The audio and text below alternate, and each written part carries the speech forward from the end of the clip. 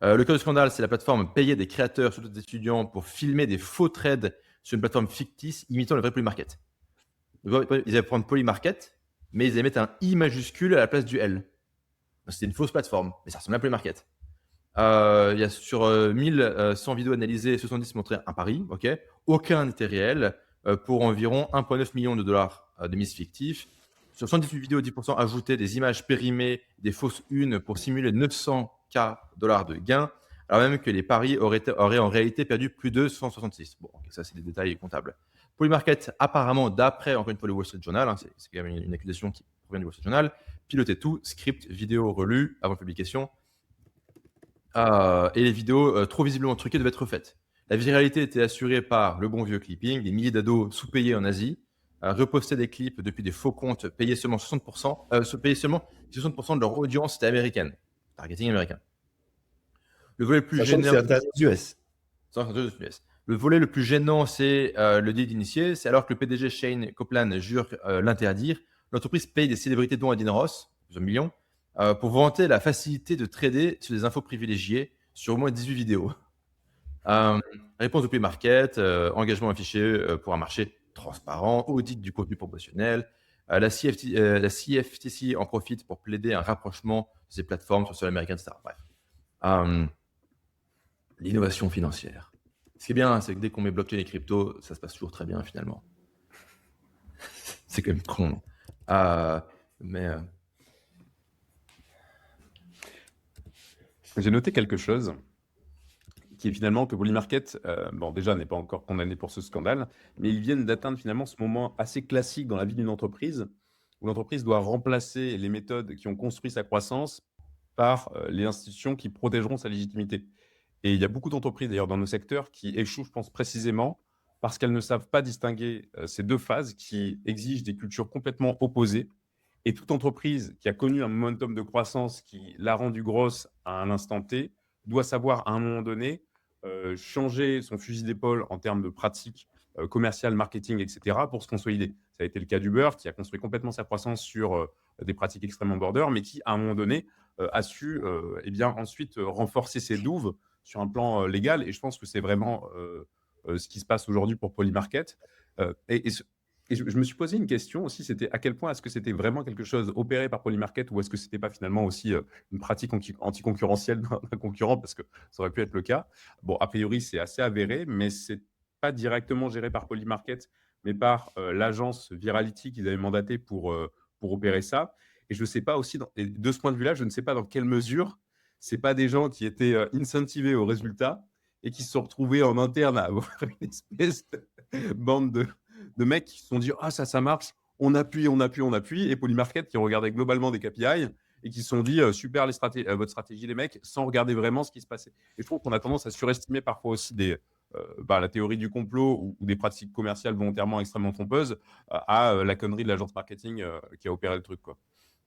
Ou tu mets un intermédiaire comme fusible. Hein. Enfin, je veux dire, tu es l'industrie pharmaceutique, tu sous-traites à des boîtes qui font les tests, qui ont 3 clients, à savoir les 3 conglomérats pharmaceutiques américains.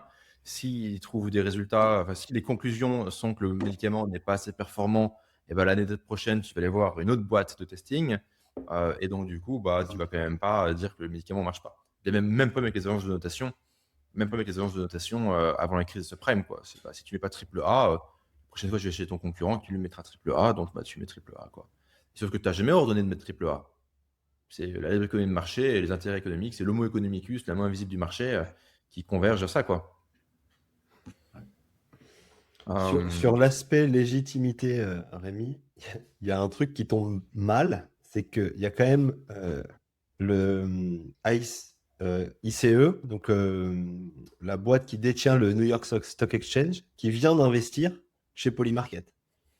Il y a quelques mois, ils viennent d'investir, je crois qu'ils avaient annoncé près de 2 milliards d'investissements, et ils ont mis en 2 tranches. La deuxième tranche est tombée en mars, et là on annonce un énorme potentiel scandale quand même, parce que là on n'est pas juste dans un hack marketing en quelque sorte, hein. C'est pas fake it until you make it là, hein. C'est quand même à un autre niveau. Je te fais croire que tu peux gagner de l'argent en faisant tel trade, et si tu l'avais vraiment fait, en fait tu aurais perdu, quoi. Donc Sachant que là, on c'est est une dans un entreprise qui niveau. est fondée sur la crédibilité du signal. Enfin, son business model, c'est ça, quoi. Et c'est ce qu'ils ont vendu au New York Stock Exchange. D'ailleurs, ce qu'ils vendent maintenant, ils vont envoyer de la data au New York Stock Exchange pour que le New York Stock Exchange puisse envoyer des signaux faibles de data comportementale prédictive, quoi.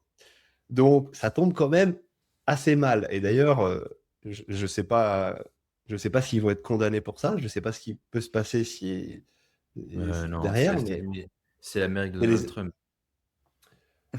d'ailleurs, au passage, c'est quand même fou que le New York Stock Exchange investisse dans une boîte qui est interdite aux États-Unis. Non, mais qui est en cours En d'autorisation. cours de, ouais, ok. Sachant que Mais le concurrent qui s'appelle Kalshi, lui, il met un KYC et il est autorisé aux États-Unis. En fait, un des sujets, c'est aussi que Kalshi a beaucoup plus de volume aujourd'hui que et ils se Polymarket. font défoncer. Polymarket, Ouais, c'est ouais, ils se font défoncer Polymarket. En fait, Polymarket a peut-être un mindshare plus grand parce qu'ils ont très bien réussi les partenariats. En fait, c'est un peu comme Twitter.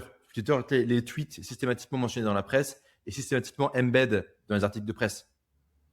Ce qui est un gros hack phénoménal, quoi. C'est les gens parlent de ta plateforme et vont embed des tweets dans leur site, de leur plateforme à eux, quoi.